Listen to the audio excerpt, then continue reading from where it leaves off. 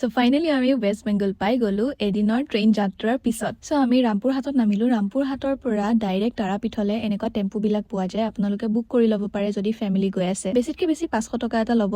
তাৰাপীঠত গৈ আমি hotel book কৰি ললো। তাতে আপোনালোকে বহুতখিনি হোটেলছ পাই যাব। দুদিনৰ কাৰণে আমি বুক কৰিছিলো 2400 টকা আৰু ডাবল বেড আছিল যেহেতু আমি গুটেইকিটা একেলগে থাকিম। নেক্সট ডে আমি ওলাই গলো তাৰাপীঠলে বুলি আৰু তাৰাপীঠখন একেবাৰে ওচৰতে হয় আমাৰ হোটেলৰ পৰা। পূজা দিম আমি ইভিনিং কাৰণ আমি পাণ্ডা বুক কৰিছিলো। আচলতে তেনেকে বুক কৰিব পাৰি তাতে। যেনেকৈ কামাখ্যাত পাণ্ডাসকলে পূজা কৰাই দিয়ে তাতো তেনেকৈ পাণ্ডাসকলে পূজা কৰাই দিয়ে। ভিআইপি নন ভিআইপি সকলো পাব কিন্তু আমি যেহেতু কম সময়ৰ কাৰণে গৈছিলো সেইকাৰণে আমি ভিআইপি টিকেটে বুক কৰিবলগীয়া হ'ল। নন ভিআইপি হলে মানে পুৰাপুৰি এদিন লাগি যায় যেহেতু আমাৰ হাতত কম সময় আছিল আৰু ঠাই আছিল 3খন আমাৰ চাবলে। তাৰাপীঠখন চাই আমি গলো আকৌ নলহাটী মন্দিৰলে। নলহাটী মন্দিৰলে তাৰ পৰা নাই কমেও 23 কিলোমিটাৰ মান দূৰ হয়। তাৰলৈকেও মেজিক বুক কৰিব পাৰে 800 টকা লৈ। আৰু পূজা দিয়াৰ আগতে খাই থকাৰ কাৰণে একো নকব কাৰণ মোৰ মেডিচিন চলি আছে স্কিনৰ ডক্টৰক দেখুৱাৰ বাবে। আৰু এইবোৰ হৈছে হোটেলছবোৰ। বাকি ইনফৰমেশন অহাকালি দিম।